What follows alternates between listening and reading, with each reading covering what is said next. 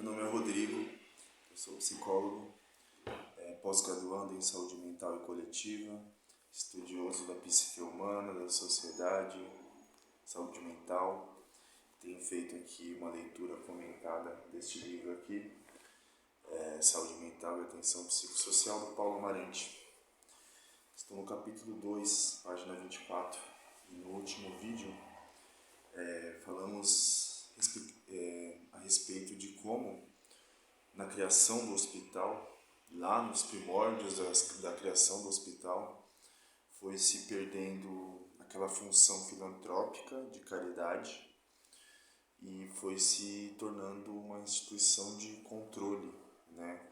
Uma instituição arbitrária, né? Onde o isolamento e a segregação se tornaram comuns. Com o advento do Hospital Geral, a internação passou a ser determinada por autoridades reais e judiciárias. Ao diretor do estabelecimento foi delegado um poder absoluto que era exercido sobre toda a população, clientela potencial da instituição, e não apenas sobre os que já estariam internados.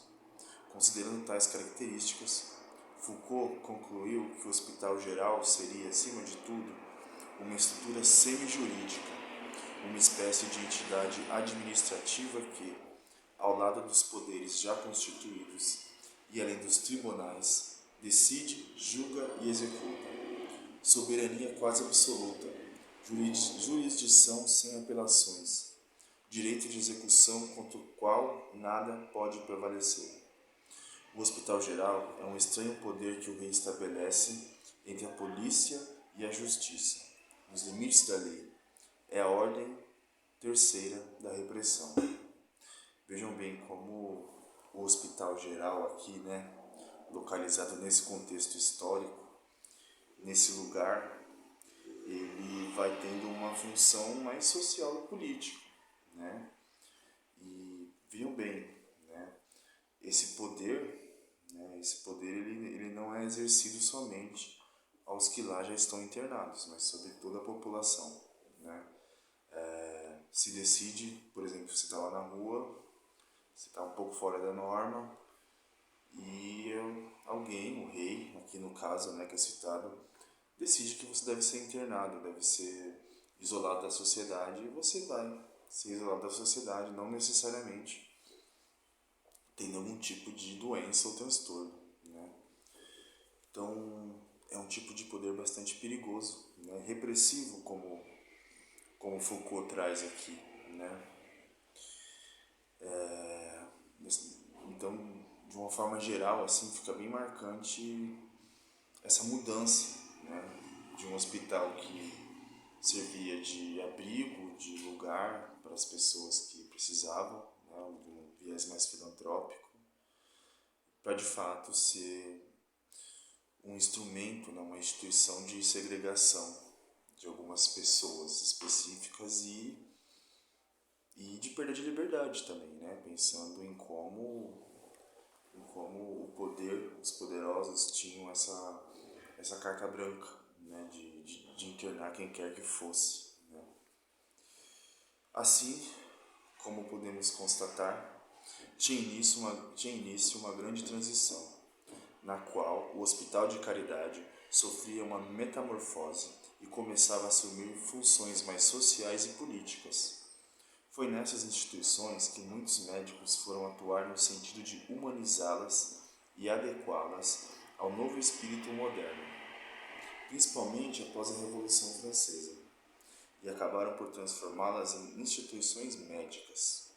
Em uma palavra, o hospital foi medicalizado, foi transformado na instituição médica por excelência, em consonância com o lema Igualdade, Liberdade e Fraternidade, da Revolução Francesa, que guiou o ideal revolucionário.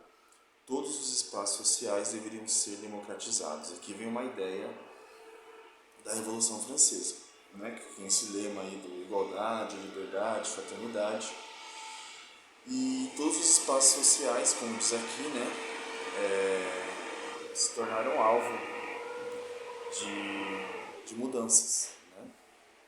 Foi assim que os hospitais passaram a ser objeto de profundas mudanças. Primeiro, foram libertados vários internos que ali estavam em decorrência do poder autoritário do antigo regime.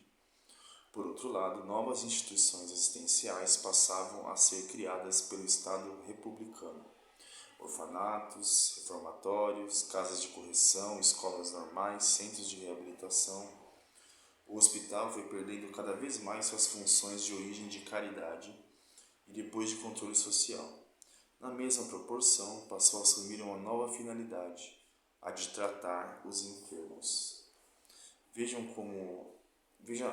a metamorfose, de fato, né?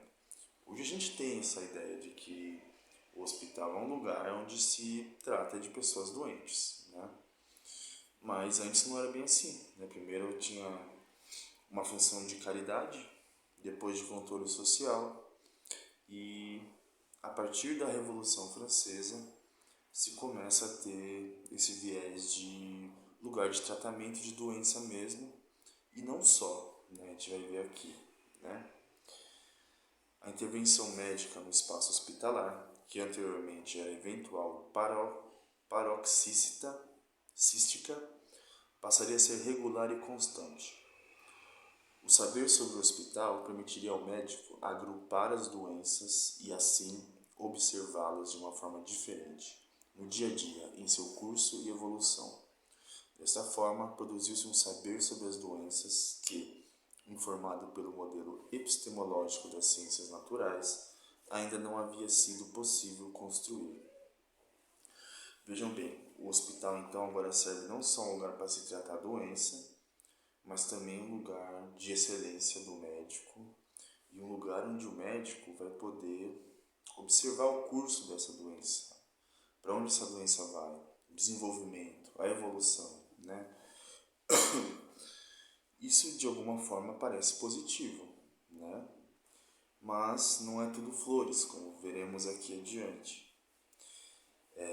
Esse processo, né, que eu acabei de descrever aqui, que denominamos de medicalização do hospital, teve duas faces. O hospital se tornou a principal instituição médica, ou seja, foi apropriado pela medicina, absorvido por sua natureza. Em contrapartida, a medicina se tornou um saber e uma prática predominantemente hospitalares. O que isso significa? Que, se por um lado o hospital sofria transformações fundamentais para o processo de medicalização, por outro, o modelo científico da medicina sofria transformações que possibilitariam o nascimento da anatomoclínica.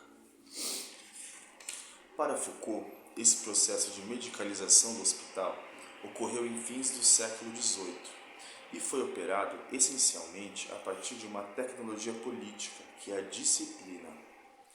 Aqui a gente vai entrar num ponto importante para pensar modelos de hospital, modelo de instituição, modelo de tratamento, ideia de humano. E esse ponto aqui é um ponto que o Foucault traz muito na sua obra, que é essa tecnologia política, como ele chama, que é a disciplina, né? Na prática, o que significa a disciplina no âmbito da instituição? Inicialmente, uma arte de distribuição espacial dos indivíduos. Daí, o exercício de um controle sobre o desenvolvimento de uma ação, e não sobre o seu resultado. Em consequência, uma vigilância perpétua e constante dos indivíduos. E, finalmente, um registro contínuo de tudo o que ocorre na instituição. Vejam bem, vai aparecendo aí disciplina, vigilância. Tudo isso é importante pensar dentro de uma ideia de tratamento, né? Dentro de uma ideia de cuidado com o doente. Disciplina e vigilância. Vamos continuar aqui para ver onde vamos chegando. O hospital tornou-se a um só tempo espaço de exame, como um laboratório de pesquisas que permitiu um novo contato empírico com as doenças e os doentes, espaço de tratamento, onde é feito o enquadramento das doenças e doentes, disciplina do corpo terapêutico e das tecnologias terapêuticas, e espaço de reprodução do saber médico, hospital escola, residência médica, local privilegiado de ensino e aprendizagem. Mas, se é verdade que esse novo modelo produziu um saber original sobre as doenças, em contrapartida, é verdade que este saber referia-se a uma doença institucionalizada, isto é, a uma doença modificada pela ação prévia da institucionalização. Olha só que paradoxo, né? Da mesma forma que o hospital, né, esse modelo do hospital medicalizado, como se diz aqui, né, ele passa a possibilitar um saber sobre as doenças, ao mesmo tempo, diz aqui, fala sobre a produção de uma doença a partir da intervenção médica, da modificação da doença, né? Porque assim, por mais que você esteja ali observando uma doença dentro do hospital, o fato de ela estar dentro do hospital já muda talvez a dinâmica dela, já dá um outro caráter à doença, já dá uma outra perspectiva da doença, né? A substituição da sociedade absolutista, né, aquela monárquica, totalitária, clerical, pela sociedade disciplinar, destinou um novo papel às instituições, a disciplina dos corpos, a introjeção das normas do pacto social construído entre pares, a normalização dos cidadãos e da própria noção de cidadania. Assim é que os hospitais, antes lugar de mortificação e deshistorização, tornaram-se um lugar de verdade, de saber, de positividade. Tudo isso parece muito bonito, né? E de fato, eu acho que foi importante para a gente chegar até hoje, até onde estamos aqui hoje, né? Mas a gente tem alguns problemas que a gente vai ver aqui nas próximas leituras, nas próximas páginas. E a gente para nessa ideia de que o hospital ele passa a ter um caráter de lugar de produção de saber, reafirmação de saber, e um lugar próprio onde a doença ela é pensada, observada, diagnosticada, né? A gente está falando aí Revolução Francesa, né? Alguns séculos na Europa, mas é possível a gente pensar que muito disso ainda está presente, né? Claro que houveram modificações, mas há algo na estrutura de pensamento da sociedade que ainda permanece nesse lugar, né? Na ideia de que o saber médico, o saber psiquiátrico, né? Pensando em saúde mental, ele possui uma verdade em si, né? Um lugar de saber, um lugar legítimo. E pensando, claro, que essa nova forma de observar o doente para adquirir esse saber sobre a doença, na verdade se pensa a doença, ainda não se pensa o sujeito, né? Se pensa a doença como algo isolado, algo próprio, como se não tivesse relação com o sujeito que ali sofre dela e a sociedade onde o sujeito vive, né? Então ainda temos um longo caminho pela frente para chegar numa ideia mais atual, mais ampla e mais humana de saúde e especialmente de saúde mental, né? Por enquanto é isso. Nos próximos nos próximos vídeos aí, capítulos, né?